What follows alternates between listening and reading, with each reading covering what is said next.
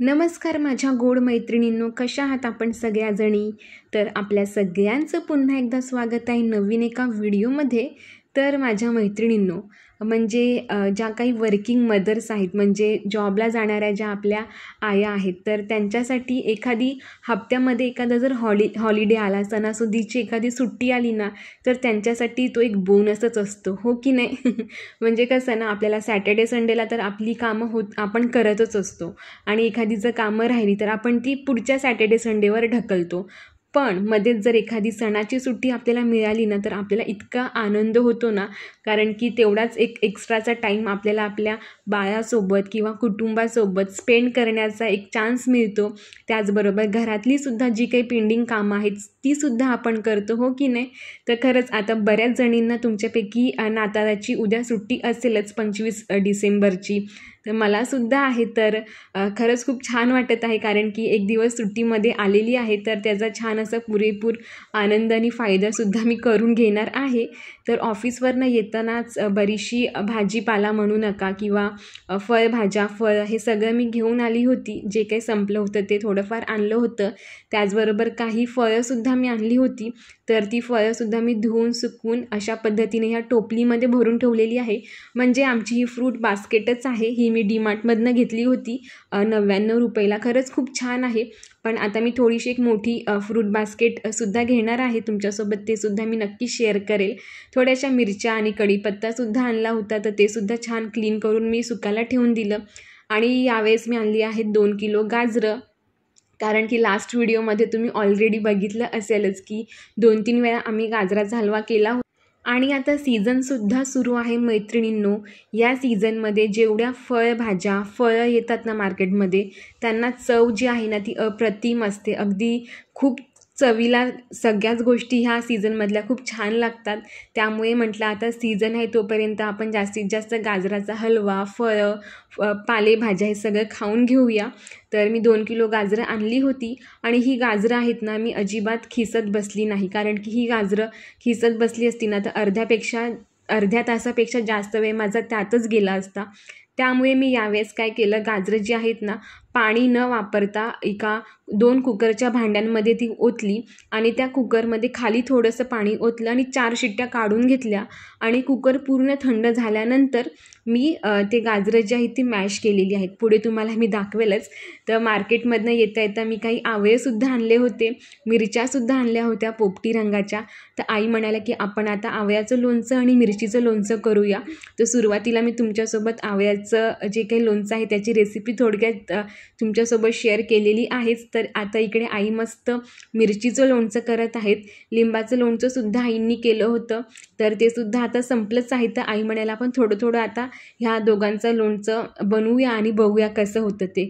तर खरंच खूप सुंदर झालं आहे लोणचं, खूप चवदार. म्हणजे जेवणामध्ये अगदी टेस्ट येत आहे सगळ्या भाज्यांसोबत म्हणू नका. चपाती, भाकरी, वरण भात सगळ्यासोबत हे खूप छान लागतं. आणि आईंनी आवळ्याचा मुरंबासुद्धा केलेला आहे, तर तो सुद्धा खूप छान झालेला आहे.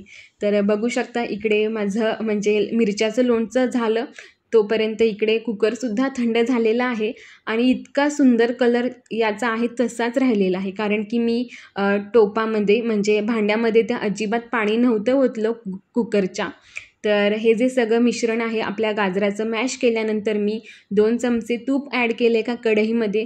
त्यावरती मी हे सगळं काही मिश्रण आहे ते 5 ते 10 मिनटं मंद आचेवर छान शिजवून घेतलं आणि याच्यावरती मी अशा पद्धतीने खवा जो आहे तो सुद्धा ॲड केला. त्यानंतर वेलची, जायफळ पावडरसुद्धा ॲड केली. आपल्या आवडीप्रमाणे आपण ड्रायफ्रूटसुद्धा ॲड करू शकतो आणि मंद आचेवर ह्याला 15 ते 20 मिनटं मी छान असं शिजवून घेतलं. तर मैत्रिणींनो, 25 डिसेंबरचा जो काही दिवस आहे ह्याच कामामध्ये कसा संपत आला कळलं नाही मला. आणि बघता बघता संध्याकाळसुद्धा झाली, चहा वगैरेसुद्धा झाला आमचा. त्यानंतर जी काही भांडी होती तीसुद्धा मी आता वॉश करणार आहे. आणि ज्या कढईमध्ये मी हलवा केला होता ना, तर त्याच कढईमध्ये आता मी शेजवान राईस करणार आहे. कारण की बरेच दिवस झाले आम्ही शेजवान राईस नाही खाल्ला आणि आमच्या घरामध्ये सगळ्यांनाच माझ्या हातचा शेजवान राईस खूप आवडतो. तर आई म्हणाल्या की आज बरंचसं काम झालेलं आहे, तर आज हलकं फुलकं छान असं स्वयंपाक कर. त्यामुळे मग ठरवलं की आपण शेजवान राईसच करूया. तर आईंनी सगळ्या भाज्या वगैरे मला कट करून दिल्या आणि मस्त असा शेजवान राईस मी बनवला. तर मला चायनीज पदार्थ जास्त काही बनवता येत नाहीत, फक्त शेजवान राईस तेवढा येतो. तोही मला माझ्या लहान बहिणीने शिकवला होता. तर तो पण आता परफेक्ट मला यायला लागला आहे आणि खूप छान चव लागते आणि सगळ्यांनासुद्धा खूप आवडतो. त्यामुळे मी बनवत असते जमेल तसं. तर मैत्रिणींनो, तुम्हाला म्हणजे ज्या काही आपल्या वर्किंग मदर्स आहेत ना, त्यांना म्हणजे मी जसं सुरुवातीला सांगितलं की प्रत्येकीला वाटत असतं की आपली हक्काची सुट्टी तर आपल्याला मिळतेच सॅटर्डे संडे. काही जणींना फक्त संडेलाच सुट्टी असेल, पण जेव्हा एखादा सणवार मध्येच येतो ना, तर त्याची जर सुट्टी मिळाली ना, तर तो आनंद ना काही वेगळाच असतो. आणि ज्यांना स्पेशली लहान बाळं आहेत, तर त्यांच्यासाठी म्हणजे सुट्टी म्हणजे खूप मोठा बोनसच मिळाला आहे असंच वाटत असतं, हो की नाही? तर माझंही तसंच आहे. आणि आपल्या आता गुरुवार जे आहेत मार्गशीर्षचे, तर आपला उद्याचा शेवटचा गुरुवार असणार आहे. तर म्हणजे हे गुरुवार कधी सुरू झाले आणि कधी संपले हे कोणालाच कळत नाही. म्हणजे ज्या आपल्या मैत्रिणी आहेत ना, ही गुरुवारची व्रत करतात ना, त्या प्रत्येकीचा हाच अनुभव असेल की अरे कालच तर पहिला गुरुवार झाला होता आणि बघता बघता आता शेवटचा गुरुवारसुद्धा आला. असंच आपलं होतं ना जेव्हा दुसरा म्हणजे शेवटचा गुरुवार येतो तेव्हा. तर माझंही असंच झालेलं आहे. तर बघू शकता इकडे माझं जेवण झालेलं आहे. किचनवरची भांडीसुद्धा मला आता आवरायची आहेत. त्याआधी या ज्या बरण्या आहेत ना, तर मी एक किचन कॉर्नरला असं एक सेटअप करून घेतलेलं आहे. तिकडे या कॉफीच्या बरण्यांचा मी असं रियूज करते. म्हणजे छोट्या छोट्या वस्तू ज्या असतात ना, त्या आपल्या डोळ्यासमोर असल्या ना की त्या वापरल्या जातात. जसे की आता हे ड्रायफ्रूट्स आहे, काजू, बदाम, बडीशोप असेल किंवा अजून काही मसाले असतील छोटे मोठे, हे ना आपण जर डब्यातच ठेवले ना म्हणजे बंद डब्यामध्ये, तर ते काही वापरले जात नाही लवकर. पण असे हे समोर असतील ना बरण्यांमध्ये भरून ठेवलेले, की ते आपण नेहमी वापरायला काढतो. आणि हे सगळं काम करताना प्रशिकचं असं म्हणणं होतं की मी पण तुझ्यासोबत इकडेच बसून सगळं काम करत राहणार आहे. आणि आज दिवसभर आहे ना तो माझ्यासोबतच सगळी कामं करताना होता. पण त्याला जास्त काही मी कॅमेऱ्यामध्ये घेतलं नाही. पण संध्याकाळी त्याचं म्हणणं होतं की मी बाहेर नाही बसणार, तुझ्यासोबतच बसणार आहे. आणि मुलांना पण तेच हवं असतं. आई जर आज घरी आहे ना, तर ते आईच्याच मागे लागणार. आपण भलेही कितीही कामामध्ये असू दे, काहीही करू दे, त्यांचं ते नसतं की त्यांना एवढंच हवं असतं की फक्त आई आज घरी आहे ना, तर आजचा दिवस आईसोबत मी स्पेंड करणार. आणि इकडे ना माझी कामं करता त्याच्या गप्पा गोष्टी मी ऐकत होती. त्याच्या स्कूलमधल्या काही पोयम्स तो मला बोलून दाखवत होता. दिवसभरामध्ये काय घडलं, काय झालं, ते सगळं काही तो माझ्यासोबत शेअर करत असतो. आणि आपण ना आपल्या मुलासोबत असंच बॉन्डिंग करायला पाहिजे. जरीही आपण कामावरून कितीही थकून आलो ना, की लहान मुलांना बघितलं की आपला थकवा म्हणजे आपला पूर्ण त्रास असतो, फ्रस्ट्रेशन असेल किंवा थकवा असेल, ते सगळं काही निघून जातं आणि त्यांना बघून अगदी आपण रिफ्रेश होतो, हो की नाही? आणि मुलांसोबत जर आपण असं बॉन्डिंग ठेवलं ना, की दिवसभरात तुझ्यासोबत काय झालं मला सांग बाळा, की ते अगदी म्हणजे नॉनस्टॉप न थकता सगळं काही सांगत राहतात. तुम्ही नक्की करून बघा, म्हणजे तुम्हाला अनुभव येईलच. म्हणजे प्रशिकलासुद्धा आता मी आधी विचारायची, पण आता तो न विचारता सगळ्या गोष्टी माझ्यासोबत शेअर करतो हळूहळू, की मम्मी आज मी हे केलं, ते केलं, आज दिवसभरात हे झालं. तर हे बघा, तो त्याच्या काकांना, बाबांनासुद्धा सांगत होता की कॅमेऱ्याकडे या, सगळ्यांना हाय करा. तर त्याचे काका आले होते.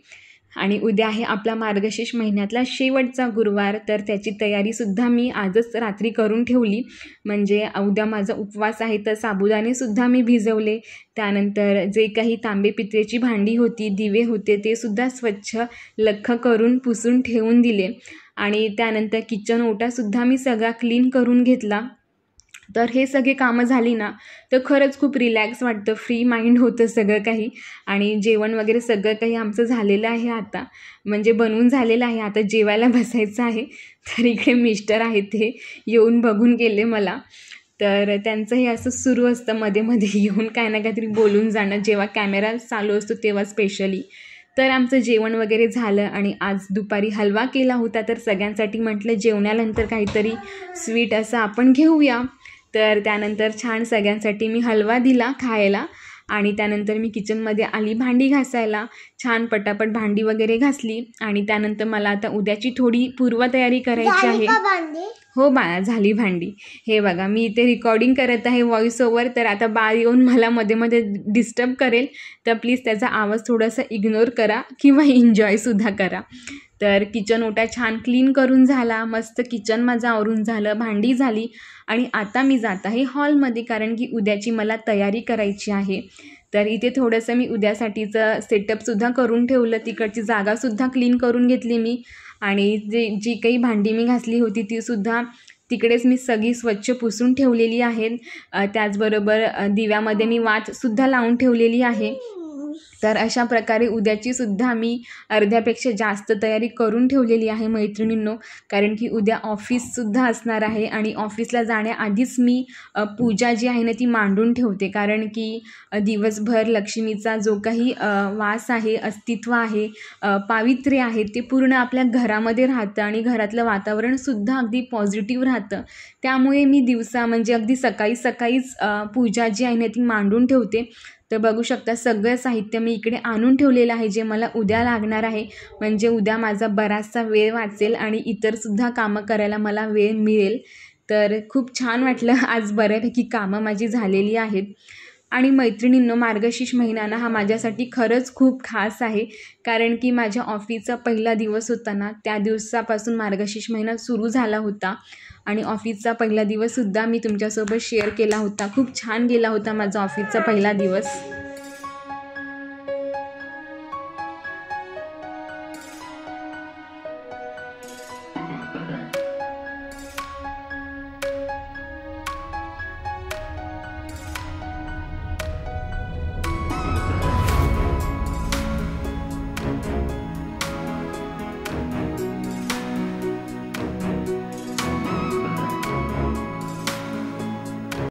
तर मैत्रिणींनो, आजचा व्हिडिओ मी इथेच संपवते. आय होप की तुम्हाला आजचा व्हिडिओ नक्कीच आवडला असेल आणि आपल्या बऱ्याचशा वर्किंग मदरने आजचा व्हिडिओसुद्धा रिलेट केला असेल त्यांच्याशी.